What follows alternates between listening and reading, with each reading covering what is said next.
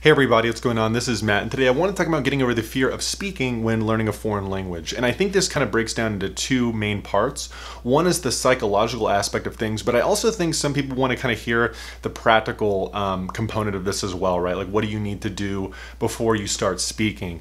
And so let's break each of these down and tackle this subject. So I'm going to do the one about the practical knowledge first. So, are you ready to start speaking in a foreign language? Well, I think it really depends on what you mean by that. I think for a lot of people, it's speaking with others. That's really what they mean of, they want to speak with others, but they're not sure if they're good enough, if they're maybe making too many mistakes. They don't want to make mistakes. They're worried about their accent.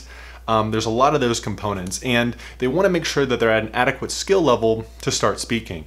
Now, I would say that, if you're talking about speaking just out loud, shadow speaking, start immediately, right? There's no harm in just practicing to speak out loud and working on your accent, and that could be fun. But maybe going out there, going to a language learning meetup, getting a conversation partner on a website, something like that, I think it's worthwhile to kind of get a couple of things going in the language first before tackling something like that. So probably the biggest thing that you want to tackle at first is having a nice solid foundation of vocabulary in the language. And it's going to be very difficult to just kind of know like how many words.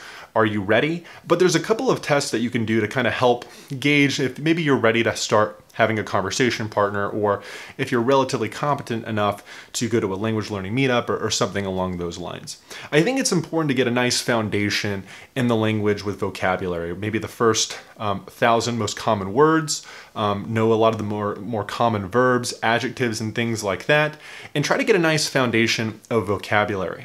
I also think it's worthwhile just to get some sort of foundation with grammar as well, right? It really does help a lot that you can at least somewhat effectively communicate in the present tense or the future or the past, or just some of the major ideas.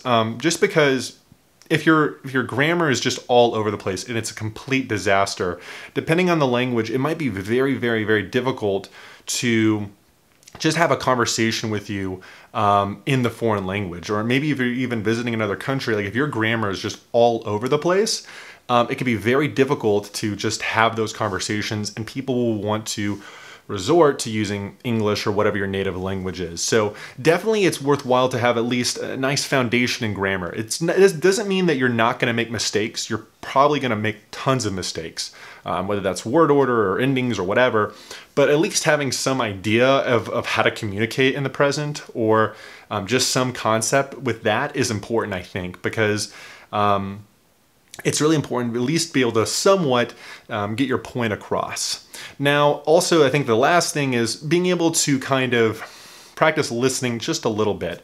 This is a skill that's going to take a while to get at, because listening in a foreign language can be very difficult, and you're going to get better at it as you go along the process. But definitely try to practice listening as soon as you can, because you want to work on that skill of listening to what the other person is saying back to you, and then being able to kind of say a nice, adequate response back. So I think those are the really three critical skills that you need to think about before kind of tackling a conversation partner or practicing speaking. Now, what does that mean, right? How many words does that mean?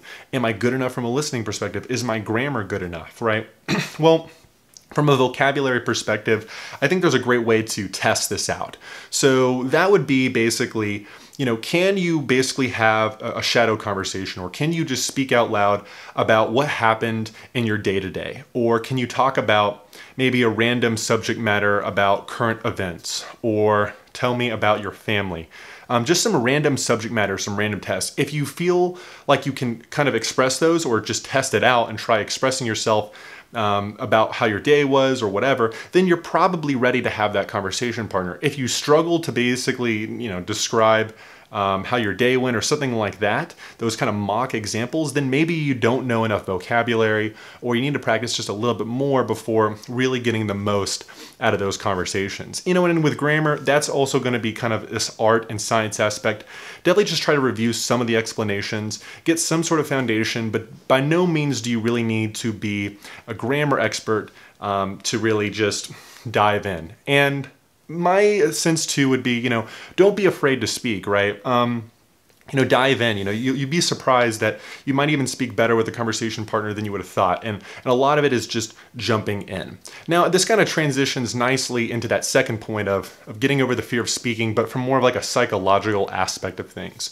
Well, I think one thing to think about is that, if you're using like a conversation exchange service, things like that, you probably would be surprised that a lot of people that are kind of offering their services, they deal with a lot of beginners all the time in their conversations, right? They deal with people that have almost no vocabulary, like no foundation in grammar whatsoever, and they have to really struggle through those conversations. Now, like I said, if you have that nice foundation in vocabulary and grammar, it's going to make it more enjoyable for them, and you're overall going to have a more enjoyable conversation. But, it's one thing to think about that, you're worried maybe that you're making mistakes or you're not good enough. Just remember there's probably all these other people out there that are doing those conversation exchanges that are really at a really low level. I think another thing to really consider is that, yes, it can be a little bit intimidating speaking in a foreign language and being very worried about your accent or making mistakes. And I think it's very important to be comfortable with this idea that, it's okay to make mistakes. You're going to make mistakes whether you're a beginner, intermediate, or advanced. Making mistakes is the name of the game with language learning, whether that's you don't know what a certain word means, your accent is off, you don't pronounce a word right, you mess up grammar. It's just going to happen, and it's definitely going to happen with speaking. And so, definitely try to internalize this idea that, hey, it's okay to make mistakes, and you're going to make mistakes, no matter if you're just starting out or you've been learning a language for a really long period of time. And the thing about it too is that people are generally very understanding of that. They like hearing other people speak their foreign language.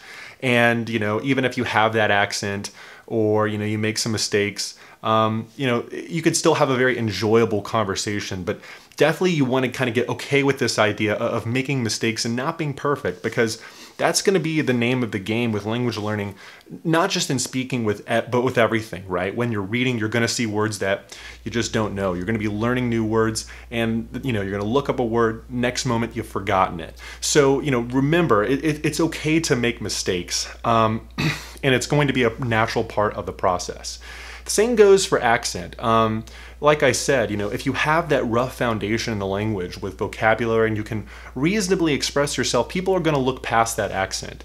Especially if it's a service that you're paying for, they'll be okay with it. But in my experiences, I very rarely see people that get very angry or very upset with someone that doesn't speak the language flawlessly. It's understandable, and you want to be kind of maybe a little bit easier on yourself about being really worried about, just having that accent or not sounding perfectly like a native. Don't let that interfere with, you making progress, because ultimately, in the end of the day, to get better at speaking, you have to practice speaking. So at some point, you have to take that leap and take that jump and practice speaking, to get better at the language, right? You're going to make mistakes. It's going to be uncomfortable at first, but definitely, you have to put in that time to get better. There's things you can do, obviously, if you're kind of not feeling comfortable and you want to practice beforehand, that you can do. You can practice shadow speaking or things like that to, get more comfortable with just trying to express your thoughts. I think that is relevant and helpful for people that maybe are still kind of, stuck on this idea of not making mistakes or worried about your accent. Practice before you enter in a real conversation with someone in real life, or with a conversation service. So that's something else to think about and consider.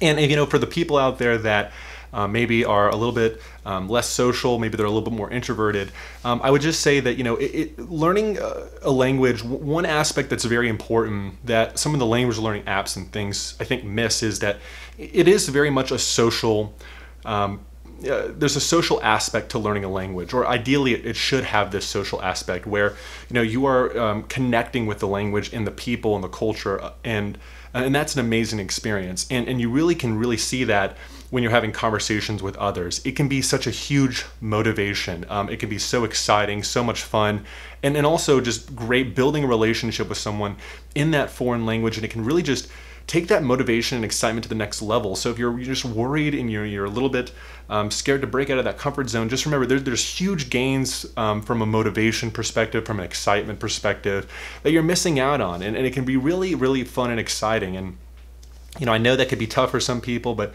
try to take that risk, take that leap to start practicing speaking, especially if you have that relative foundation in the language. So this is what I had to say on speaking and that fear. Let me know what you think, and I'll see you in the next video. Take care.